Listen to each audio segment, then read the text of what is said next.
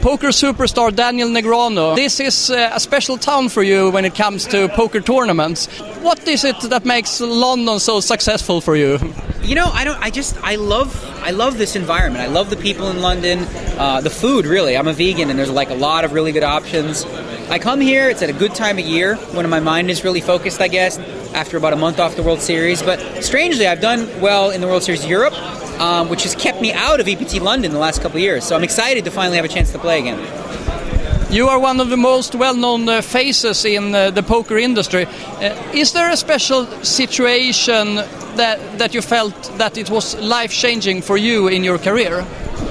Well, yeah, I'd have to say no question. In 1998, I was just sort of an up-and-comer, and I'd been winning a lot of small tournaments, and I'd never played a World Series of Poker event. I played my very first one, and I ended up winning.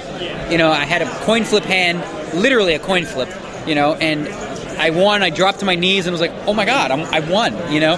And from that point on, you know, the world sort of took notice that I was like, wow, I've won a tournament, you know, each of the last 4 months, and I became sort of a bigger name even before the poker boom. You are also one of PokerStar's most well-known faces. Do you feel that there's a pressure on you to deliver results? I put more pressure on myself than anyone else could possibly. But yeah, I always think, for me, it's important to be relevant because I'm winning.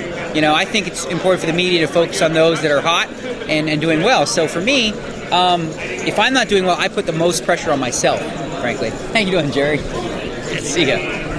Jerry Buss, he owns the Lakers, by the way. Hi. When you're sitting at a table, you can be sure that everybody who plays poker knows who you are and knows what you are capable of and knows what you have been doing. Do they play differently against you because you are Daniel Negreanu? Absolutely. I think, you know, it's a little bit difficult for me sometimes playing against, say, 8 players where I don't know them, but they know so much about me because I've got so much out there. You know, there's so many hands you can watch on YouTube. I've been on television a lot. You know, I wrote a book. I write blogs, so they have a lot of information about me. So for me, the most difficult thing is that first hour, figuring out how much they know and what they know. Like, have they seen me doing a lot of bluffing, or do they think I never bluff? Because I think everyone adjusts what they think how I play on television. People knows who you are outside the table too. When you go to a party or on the streets, sometimes I guess too. How do you feel that it's only for the good, or do you have a backside of it? To be honest with you, I'm very comfortable with people. I don't buy into celebrity, so it never really lets my head get swelled up because I've met celebrities and I'm not all that impressed. I mean, they're just people, you know, really. Like, so I don't get all like in awe. I don't ask people for autographs, but I understand why others do.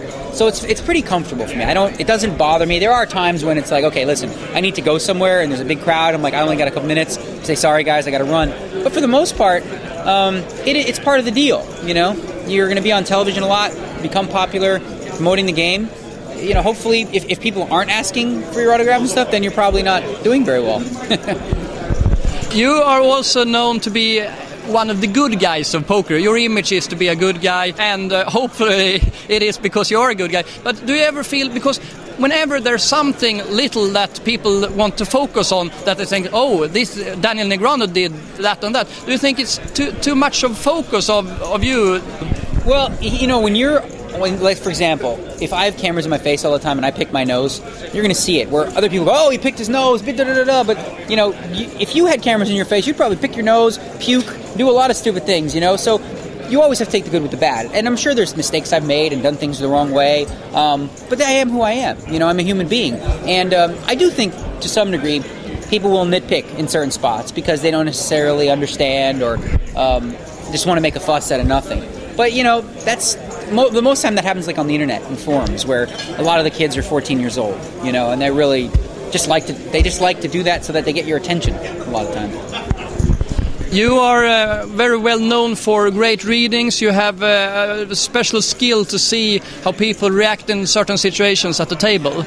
Now we have a new generation that are hyper-mathematical and hyper-aggressive. Do you think that it has been more difficult playing your style of poker nowadays compared to 5 years ago?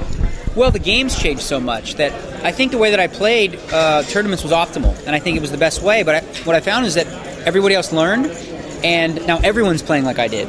For example, raise sizing. Way back then, people were making it 3.5 times the blind. I was doing 2.5, and people were laughing. Ho, ho, ho, what's that small ball baloney? Now everyone's doing that. They've all learned to adjust.